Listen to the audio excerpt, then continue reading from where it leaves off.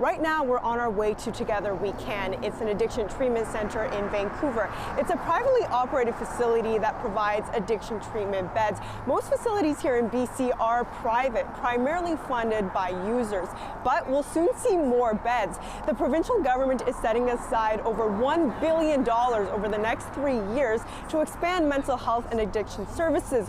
Over $580 million will be for 195 treatment beds throughout BC, and they'll all be free for British Columbians who want to use them. But what does treatment actually look like, and how hard is it to access? Let's go inside and find out.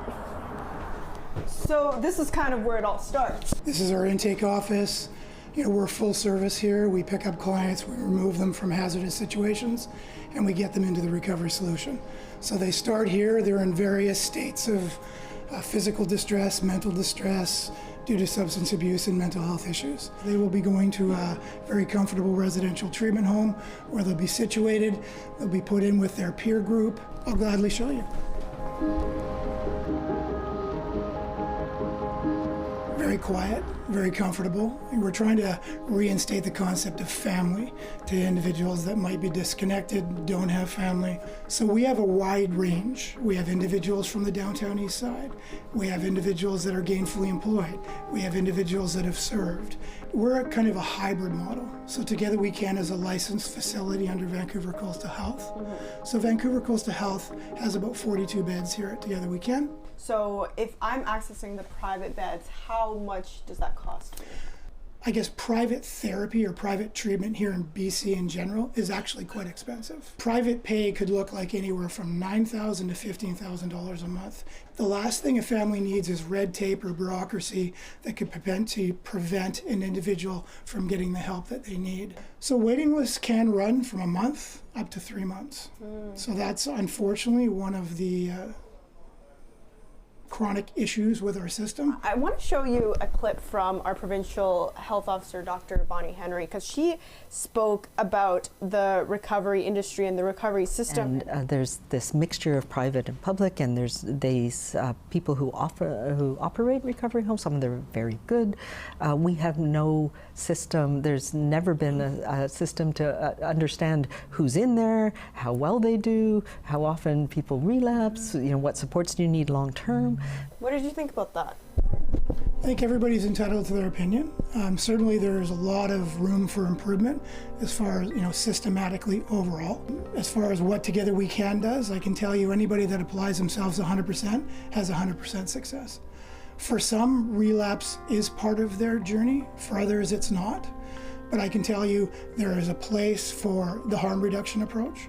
And sometimes that's basically a starting point, where it's a necessary thing that could eventually have someone transition into treatment. Yeah, I've been in and out of a lot of recovery over the last 30 years or so. And how has the center helped you? It got me back into the things that I miss and that I got out of my life, like my spirituality. I'm back into reading the Bible. I'm back into participating in my family's activities. I'm back into just living life the way it's meant to be. First, I just want to ask you about your braces here. What happened? I went into COVID with a workplace injury on my shoulder. I started getting addicted to painkillers, got back into alcohol and hard drugs. In the end, I ended up overdosing, landed with my blood flow cut off to my lower legs. I almost lost them. 5 surgeries, 4 months in the hospital. Pretty much through all of COVID, using for a good 3 years before my overdose happened. It almost killed me. Scary because they started using alone. Yes, 100%. It was a crazy time. I knew a lot of people that passed because of addiction and alcoholism and in the pandemic. So yeah, it's just scary situations that we were put in. The contrast with Alberta is very interesting because that province hasn't embraced safe supply. Instead, it emphasizes treatment. With the government investing this much in treatment, do you think this puts us more in line with across the border with Alberta? See, I never compare what Alberta's doing and what BC's doing. We're a completely different demographic. And so BC has to do BC's approach. We can't support one over the other. We have to support both. And unless we're going to do that, we're going to continue to see, sadly, people, die of the illicit drug supply, the poison drug supply, and die waiting to get into treatment.